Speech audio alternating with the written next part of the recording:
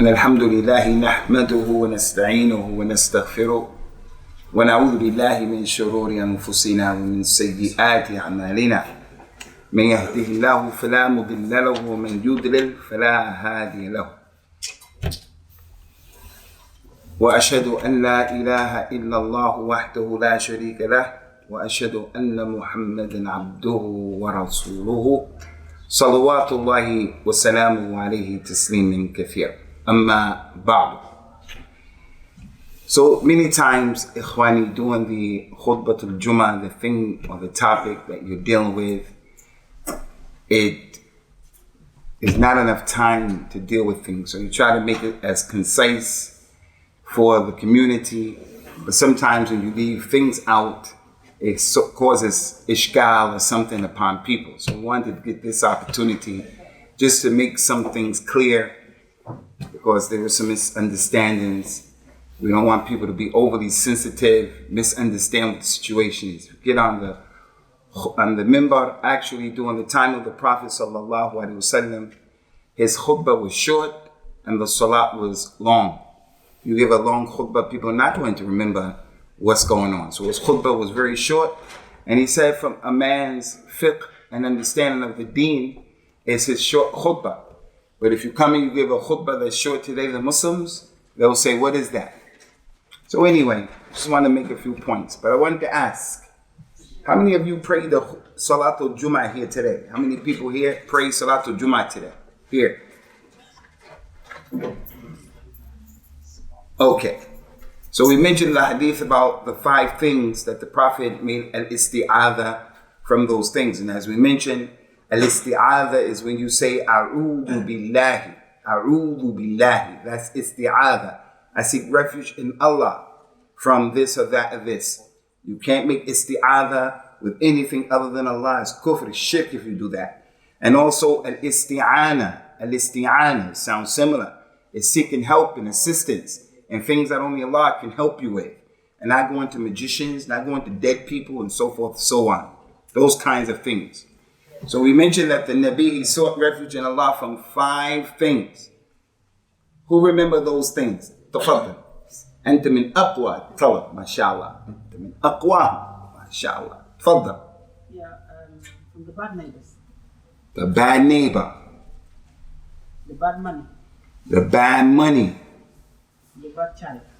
The bad child becomes a rub over you. Bad friend. The bad friend. The bad friend. And the wife. And the bad wife. We want to clarify that again, inshallah. Do you know the tartib? What's the tartib? From the hadith. Bad neighbor. Bad neighbor. Jaru su. The wife. The wife makes you a fitna, makes you in the mashib. Wealth. The bad wealth. After the wife, what does the wife give you? The child. The Prophet says, sallallahu alaihi wasallam, naddarullahu mri'an sami'an maqalati kama quttuhu. The one who memorizes the hadith exactly, Allah made dua for the nadara of his face. So anyway, the first one is a jaru su, second one is bad wife, third one is a bad child that comes from the wife. What's the fourth one? Bad money. The bad money, make a that. And finally, the fifth one is a bad friend. Each one of those in reality, Ikhwani, is a khutbah by itself. It's an important reminder. All of them are important as it relates to the job. We said enough other than to say, here in this complex right here, we have to pay attention to how we're dealing, especially on the Friday.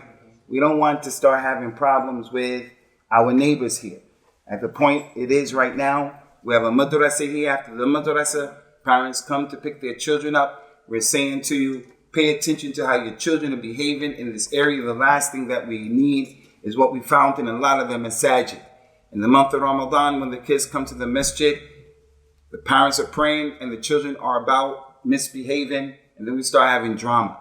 On Friday, there's so many people who come here, so many people.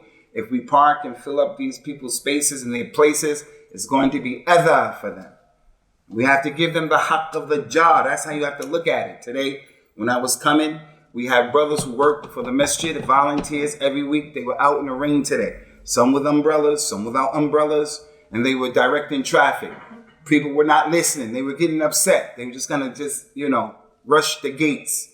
We're asking you to, work with us here at the complex. In addition to that, in your own homes. We can't speak about it enough. Don't let our children be the ones who are, misbehaving in the street. This thing about anti-sociable behavior. The haqq of the jar is a big thing in the deen of Allah subhanahu wa ta'ala. The haqq of the jar, mentioned in the Quran, mentioned in the Sunnah. The Prophet swore, Wallahi, he doesn't believe. Wallahi, he doesn't believe. Wallahi, he doesn't believe. The companion said, who doesn't believe, Ya Rasulullah? He said, الَّذِي لَا يَأْمِنْ جَارَهُ عَلَى بَوَائِقِهِ. The one who his neighbor is not safe from his harm of his kids, all of the noise, upstairs, downstairs, drama, problems. And again, I don't know about where you brothers live, but here in Chapel Town, La hawla wa la quwwata illa billah. All night long, Friday, Saturday, all night long until the morning time, Fajr. We hear Caribbean music all night long. Every day that I stayed here, that's how it is on those weekends. So now, just want to remind you of the property. Second issue of the wife, we want you to understand, I don't want anyone to misunderstand, today's khutbah was against the women or a particular woman. Someone's husband came and mentioned something to me about her and she thinks it's about her. No, it's about the description, the wasf of the hadith. But you don't want to be married to a woman who's a problem. You don't want to be like that. Prophet Muhammad told us about this dunya, sallallahu alaihi wasallam. The fitna of the dunya, the negativity of the dunya, the problems of the dunya. But he said some good things about the dunya. Ad-dunya mata' wa khayru mata'iha al-mar'atu salihah. This dunya is just owning things, and the best thing to own, to have in your possession, to have with you, is a religious wife. She's better than money. She's better than any and everything. So that's from what he said. So it relates to this religious wife that he described. She's the opposite of what the hadith is talking about. So I'm not talking about any specific woman from our community. It's the wasf. The Prophet was asked, Ya Rasulullah, who's the best woman? He said, Allati, إِذَا نَظَرَ إِلَيْهَا زَوْجُهَا سَرَّتْهُ وَإِذَا أَمَرَهَا بِشَيْءٍ أَطَاعَتْهُ.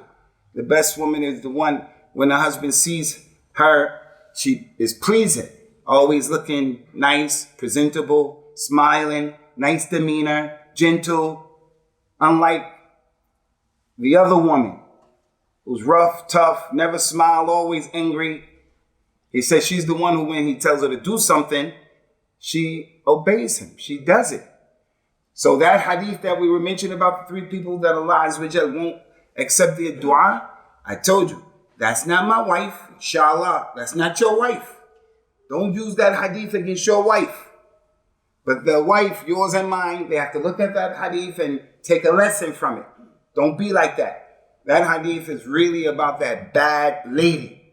That terrible, absolutely disgusting akhlaq lady who is from the asfal as-safilin. That's that hadith. But about that, I just wanted to make it clear. This principle that we mentioned in the khutbah, you guys have to remember this. You have to remember this in your religion. And that is the authentic hadith. It's authentic and it's a principle. An-nisa shaqa'iqur rijal. An-nisa'u shaqa'iqur rijal. The women are the twins to the men. Ash-shaqa'iq. It's the plural of shaqiqa. The women are the twins to the men. Everything that Allah tells us to do, we have to do it. And the women have to do it. Everything. So whatever the hadith, the ayat of the Quran said, do this, don't do that, it's everybody. Unless Allah makes a distinction. So there are things men do, women don't do. It's a lot of things. The way we dress, the way they dress. Many things. One son you get, two sheep get slaughtered. One for the girl. It's different. The imam is the man. The woman is not the imam. The anbiya, the prophets, were men. None were ever women. Many of the men, the prophet said, have been complete. Only 4 women complete. So when the deen comes and make a distinction, we make the distinction. Why is it important today? It's important today from today's khutbah because the man may sit in the audience and hear that hadith that Allah won't accept the dua of a man who's married to a bad wife. And his wife is not really bad. She's just sick and tired of what he's doing. So she's fighting back now. So he hears that hadith and say, you see my wife? And he's the one who's doing madness outside. That she's dealing with. Madness. So this hadith is applicable. The woman says, oh Allah, I seek refuge in you from a husband who makes me great. It's like all of those hadith where the Prophet told us, like last night, the hadith of anxiety and depression. Allahumma inni abduka wabnu abdika. The lady wabnu amatika. When the lady makes that same dua, the Muslim lady, the Prophet didn't say it for her, for the woman. She's going to say, Allahumma inni amatuki. I'm your ama. That's how, because she's talking. So everything applicable for the men, applicable for the women. You guys got that point? Is that point understood? This hadith is just not against the dua against the bad wife. It's also the bad husband who's a handful. In addition to that, Ikhwani, we come to the issue of the small child. This is really important. As Muslims, where we come from, we have our culture, we have our religion that defines us. We come to America and the West, and there are a lot of positive things that we get from here. One of the benefits of traveling throughout the Quran, Allah Ta'ala commanded us in the Quran, فَسِيرُوا فِي الْأَرْضِ فَانْظِرُوا كَيْفَ كَانَ عَاقِبَةُ الْمُكَذِّبِينَ. Travel through the earth and see what is the end result of those people who disbelieve. There are, in our religion, you want to travel? Anytime I travel with people for the first time, I start asking them, what are the etiquettes of traveling? There are a million things to do when you travel. What day to travel, showing in your prayer, so many things, dua, all of that, so many things. We travel through the earth, we get benefit. We come to here, we get benefit living in this society. Wallahi. And those good things about this society, anybody who rejects those good things, you're not understanding your religion. Avoiding the medicine and only taking the prophetic medicine, say if you want to do that, but why? They have medicine here, technology, but everything is not perfect. The point is, here they have this concept that the parent says, we're talking about the child who becomes a Rabb over the parent. It used to be where the parent is responsible for the kid. It used to be where the parent was the one who was listened to in all of those issues. This hadith, it turns over. Now, the non-Muslims have a thing where they say, okay, you have to be like your parent, your child is like your friend. You cease becoming a father and they're like your friend. Because in order to get along with them or her, especially this generation, these millennials, you have to get along, they have to be your friend. I understand that to a certain degree if a person is saying, okay, your child is so big, or we can't be traditional. A long time ago, maybe your father didn't sit you down and say, I love you, and talk to you. He was just, he was just cold. You don't want to be like that. I don't want to be like that. So don't be a dictator with your child. Talk to your child. Okay, I get that. But in our religion, this relationship between the parent and the child, it is not that. It is not that. This hadith clearly shows that. Rasulullah sought refuge in Allah from a child that becomes a Rabb over him. He's making the mother, the father, they're under what the kid is saying, his pressure, his problem. Aisha said, and what was collected by Imam Muslim, Umirna and nunazzil nas manazilum. We've been commanded, put people in their proper places. Your parent is not your friend, meaning even if you and your father and your mother are very close, it's not your friend. That's a European thing. That's not a Christian. That's not an Islamic thing. If you can imagine in the army, you have the general, you have the captain, you have the corporal, you have the lieutenant, you have all that. You have the regular. The parent is always the general. Always. Even if the parent is a non-Muslim, the parent is a general. The parent is not on your level, captain, whatever you happen to be. You can understand that. But does that mean that the parent is a dictator? Marry you to who you don't want to marry? Take your money? Don't care about your hat? No, I'm not saying that. What I'm saying, this hadith, from the benefit of the hadith, is that the parent is uppermost in that relationship. That's the point. So in developing and giving our children tarbiyah, education, talk to them, communicate, but you want to pass on this tradition. Don't be the first generation that you broke and lost the tradition. Now your children come, and they become friends with their parents. I know people, a sister, she used to call her mother in Jahiliyyah by her mother's name, and the mother allowed it. When she accepted Islam, she started calling her mother Ummi and stopped calling her mother by the name she grew up with, because she knew in Islam you got to respect your mother. So we want to make that point concerning the child. That was the only point we wanted to concern that. Other than this other issue, I think it's important too. One of the meanings of a child that is a Lord over me is the role that scholars of the religion play in our community, in our ummah, in our society. The ulama of Islam, and I'm talking about the real ulama of Islam, they play a significant role in Islam. And we have people in our community who have no respect for scholars or scholarship. So a person would do ijtihad on himself, come to a conclusion based on himself, or he would make istihza, istihana, istisghar with the scholars before. Imam Ahmed, he set a principle for Muslims now. For every student of knowledge, every young person, I became a Muslim new. I'm a new Muslim. Right, I go and study. I get the book of Imam Ibn Hazm from Spain.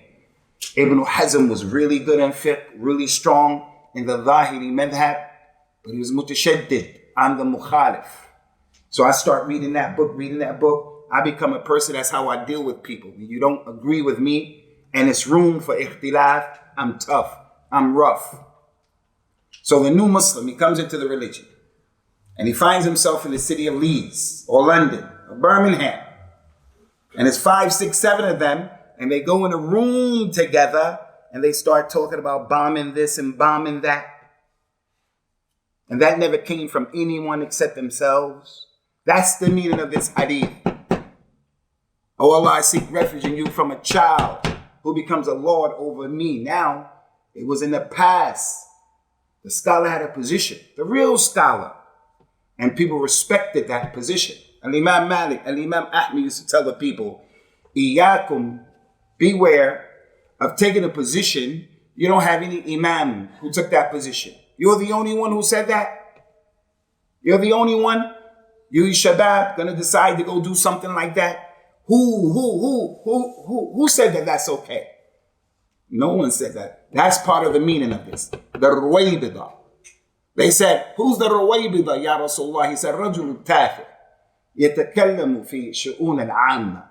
He's an insignificant individual talking about the serious, heavy affairs of the community. That's why, Ikhwani, I'm going to not belabor this point. This kalam about COVID, the vaccination, it is not from our religion for every Amma, Bakr and Zayd just to talk and give his opinion. Because it creates hysteria in our religion. Everyone is not entitled to say what he wants to say. This is part of the struggle. This is part of the struggle of dealing with our children, these millennials.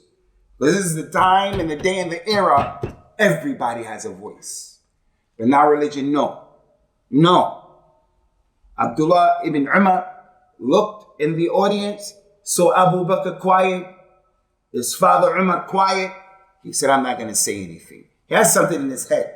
He said, I dare not put myself before these people, these elders like that. Anyway, we'll go to the next point, inshallah, and that is the money becoming a punishment. Prophet said that the time is going to come where a person won't care where his money comes from. Does it come from the halal place? Does it come from the haram place. We're living in that time. It's very difficult for someone to not be touched with at least the dust of riba. And like I told you, the culture of some businesses is just fraud inside of the issue. The taxi driver, the way his meter is just, that's how it is. People who find themselves thrust in that type of business, it's just like that.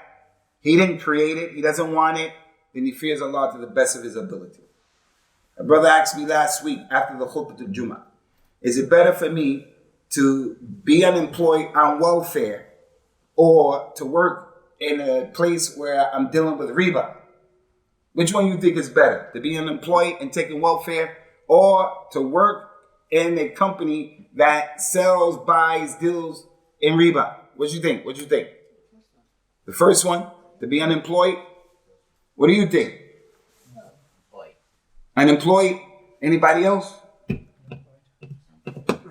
Employed with the right intention. I told him it's better for you. Yeah, I told him it's better for you to be unemployed because riba is big. And plus, being unemployed and getting money from the government, yes, you're a citizen. You're entitled to that. But this is the point. I'm not telling you to stop working at your job today. And then you go and you get a bucket with some dish detergent. And when the cars stop at the red light, you wash the cars for change. And you say, Abu Usamah said, quit my job. I didn't say that. But being unemployed is better than this thing that the brother was doing.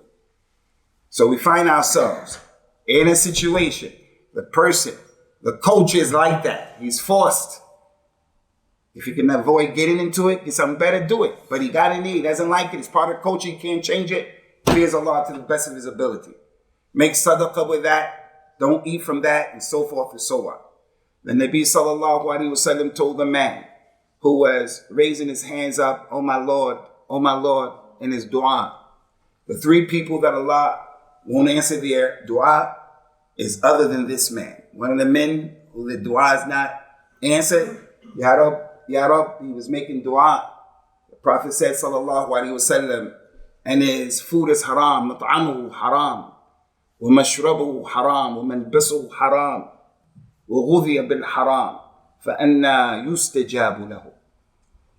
What he's eating, from what he's purchasing, eating, his money is haram. What he's drinking, haram. His food is haram. Being nourished with haram. Everything is haram. How is his dua going to be answered? So if he wears the wrong clothes, for an example, like the jewelry of the kuffar, things that are haram, that situation prevents dua being accepted. So in this case, that's one of the impacts and the effects of bad money. Not to mention other stuff. Part of the fitna of bad money or the dua, I seek refuge from money that, oppresses me, is the guy can't make enough money. He pays all his bills and he can't make money. He is caught in the throes of a credit card. The interest, killing him. He's done. That's his issue. So they're going to come like that TV program where they come and knock on your door. The mailman, what? Yeah, the bailiffs. So it's all of that. So you young brothers, inshallah, try to do a good job.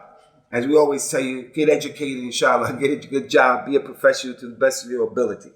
Last issue that we mentioned, Ikhwani, is the Khalil Makir. I was trying to look for the word for Makir. I just didn't come to my head. What is Makir? Yes, the friend who's deceitful. Yeah, he's deceitful.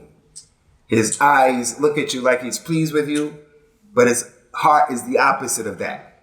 A lot could be said about that. The importance of getting good friendship for you young brothers.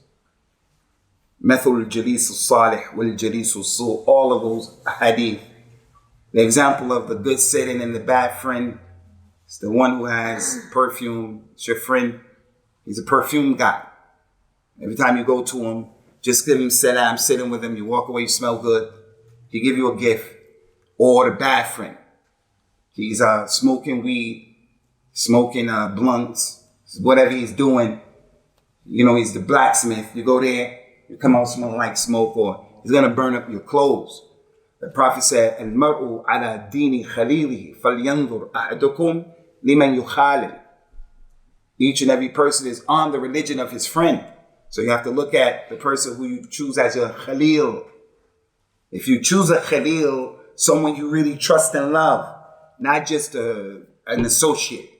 Khalil, you love them. You're going to tell them your secrets. You have to weigh them. You have to go some time with them. You can't claim you know that person because first 2-3 times you met. There's a hadith in Sahih Bukhari that the arwah junudun mujannada, the souls are like trained soldiers. Some souls come together and they harmonize. That may have happened between you and that person. It's not a sign that that person is going to be your khalil. Last thing we want to mention about this, though, we didn't have time to mention it. You brothers, you young brothers, you millennials, all of you have a khalil that is makir, he's deceitful, and he's dangerous. And that is the friend who you take on social media and Facebook and all of that stuff. Even simple games like Fortnite, where the kid is fighting and stuff like that. He can fight with people in Australia, America, over there. And those people can say they're Muslims and they're not Muslims.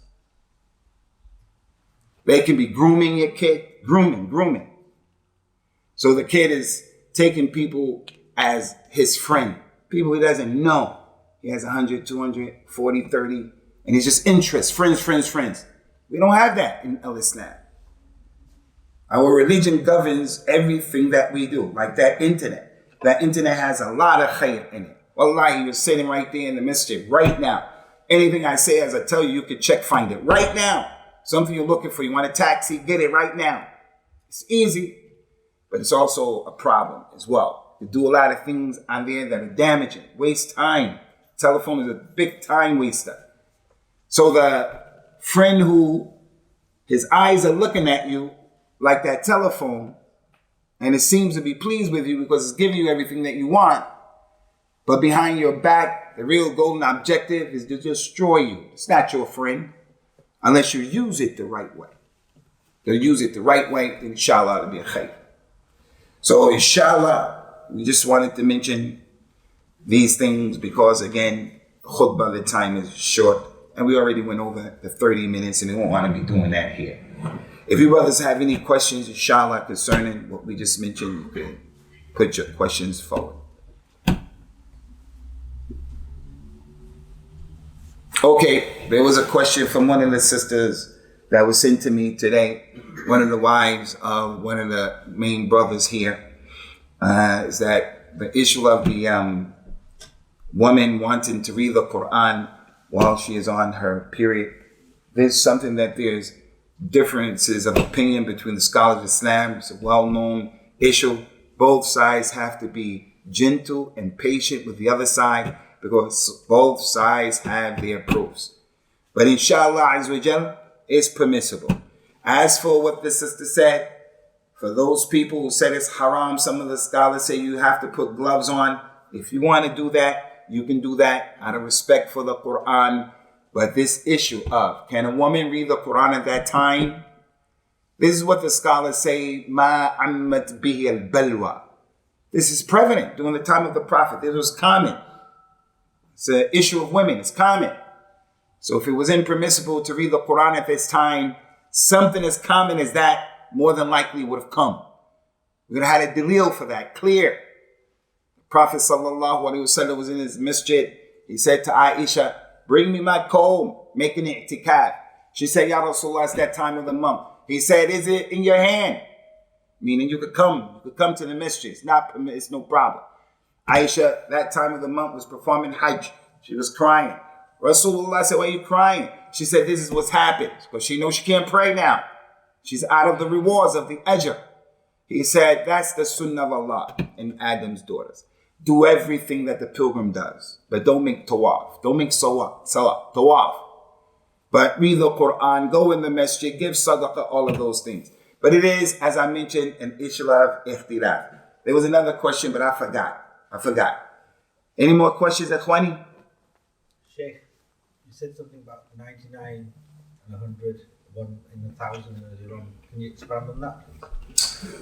During the khutbah, we were trying to talk about the issue of the majority, and that the majority is not always a proof of something that is right or wrong. It's not always a proof. The Quran talked about the majority in a negative way. Allah said in the Quran, وَلَئِنِ اتَّبَعْتَ أَكْثَرَ مِنْ فِي الْأَرْضِ لَيَضُلُّوكَ عَنْ سَبِيلِ اللَّهِ. If you followed most of the people in the earth, they're going to send you astray. Most of the people, Allah said, they're not grateful. Most of the people, they don't know, Allah said in the Quran.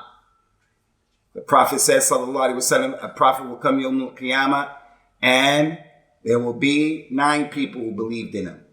Another prophet will come, 4 people believe, 3 people believe, 2 people believe, 1 person, and nobody believed. Is that a sign that the prophet didn't have the haqq? So never look at the majority. Democracy, the majority, that doesn't mean that the majority is always wrong neither. Doesn't mean it's always wrong. And this is why there's emphasis on the janazah being a lot of people and things like that. In the authentic hadith, the Prophet said, for every 1,000 people that Allah created, 999 will be in the hellfire. For every 1,000 people Allah created, 999 will be in the hellfire. So that's a lesson for our shabab. Never say everybody's doing it. Don't say that. If everybody's doing it and it's correct, do it. And if you're the only 1, 2, 3 who are not doing it, then this is what you have to do. Okay? Any more questions? Ikhwani? Tfaddal. Yeah, you mentioned about the bad money. We have Muslim neighbors. They're married, but they tell their wife to go to the government to tell them they are divorced, and she went to claim, and the man is just there. Yeah, but brother is mentioning something that we have, and that is that the bad money, like is the money that comes from Mecca. It comes from the khida', deceit, kadhib, tricking people.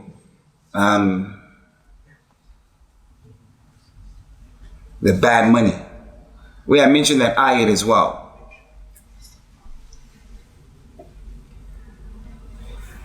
And it's connected to the issue of the aitam. إن الذين يأكلون أموال الناس ظلما إنما يأكلون في بطونهم نارا وسيصلون سعيرا يوصيكم الله في أولادكم. The connection between the two. Allah tells about the people who get your money when you inherit. But before breaking it down, He mentioned anybody who devours people's money with injustice, it's going to burn your stomach and you're going to go to the hellfire. And then Allah talked about the money of the orphans. That's bad money. You're in charge of the money of an orphan. You're in charge of money back home. What we have in our community, the father dies and the inheritance is not split up properly. The eldest sister keeps it all. The eldest brother keeps it all. Some people shut other people out. So it's the issue is very colorful. The manifestation of it is many. So the brother is talking about here in this country, saying that you're collecting from the non-Muslims. You're collecting money from the non-Muslim. And you can do that as a citizen, no problem. You can do that. But you're breaking the law when you're lying. So you can't do that. So this is money that's not permissible. That's the money you're going to be held accountable. The Prophet used to tell the people about the money, istajmilu fi talab. Try to get money in a nice way, in the best way, in the halal way. Don't go through the back door. Don't rob people. Don't, do those crazy things. This person says, what is the punishment for missing the salat of al-witr? Generally speaking, ikhwani, although there is some difference of opinion between the scholars, like the scholars of the Ahnaf say that witr is fard, but lesser than being wajib. A witr is not a prayer that is wajib. It's a sunnah mu'akkada.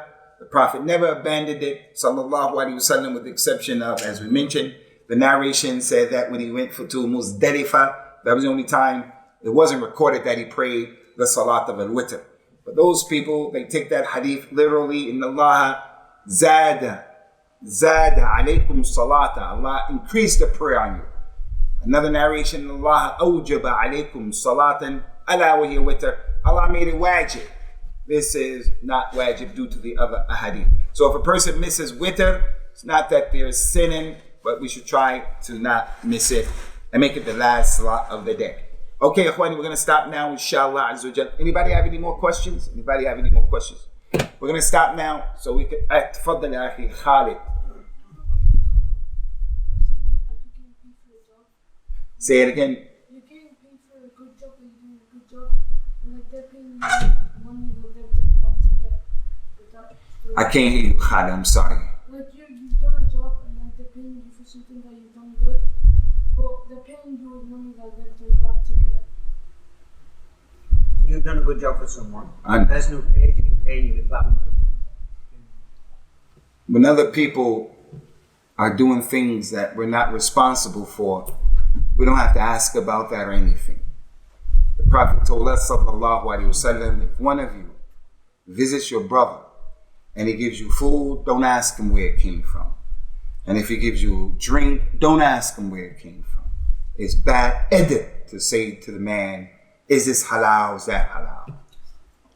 And if it's not halal, it's not your business. You're not going to drop dead, inshallah. It's bad edit because it's su'adhan. Now I want to ride in your car. I say, is this with riba? This is riba. And everything we see about each other. I come into your house.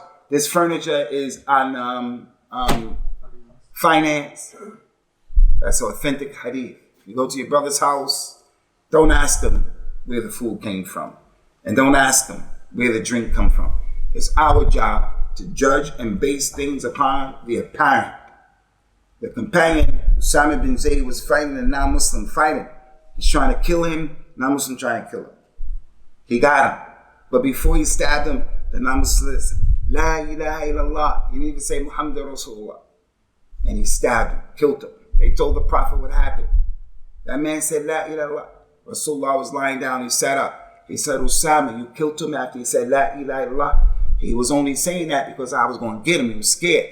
He said, did you say that because he's after saying he was only doing it 3 times? And then the Prophet asked him, and this is the point. هَلَّا شَقَقْتَ عَنْ قَلْبِهِ لِتَرَى أَقَالَهَا أَمْ لَا? Why didn't you open up his heart and look into his heart to see if he was sincere or not? It's not your job. What are you going to do, Usamah, with La ilaha illallah yawmul qiyamah? And he kept singing, So the point here in an issue like that, you do the job after working real hard and everything, the guy come, you're going to say, where this money come from? I'm going to say, give me my money, man, so I can get out of here. The last thing is, there is the narration of Abu Bakr as-Siddiq, who, a former slave of his, gave him some meat and he took the meat. And he ate the meat. It's an authentic narration. And then it dawned on him, where would this man get this meat from? He doesn't have money. We get the meat when he saw him. He said, there was a kahin, a soothsayer, magician, soothsayer in Jahiliyyah. He owed me money, he paid me with the meat. Abu Bakr forced himself to throw that up. So people use that effort of Abu Bakr as-Siddiq to put it on regular people. You don't have to do that. You don't have to vomit. That's the level of Abu Bakr as-Siddiq. The Prophet never heard what he did to say okay and not okay. And Allah didn't command that from us. But we're not going to criticize Abu Bakr as-Siddiq. We're not going to criticize him. He's a wali from the awliya of Allah. Like Khalid ibn Walid ate poison knowing it was poison. We're going to tell you to test that poison? We're going to say no. He's a wali, the general of the army. He knows, he showed his people. They can't hurt us. He ate the poison. We're going to tell you to do that? No.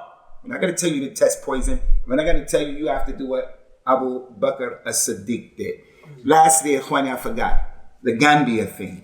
The sister who got killed from Gambia, may Allah have rahmah upon her, We don't want our community to be sensitive. When we use these kinds of examples, we're using them not to put any community down. That's why I'm always saying myself or my African people, because it's not against anyone. It's the point. So we want people not to be that sensitive. هذا وصلى الله وسلم وبارك على نبينا وعلى آله وأصحابه أجمعين.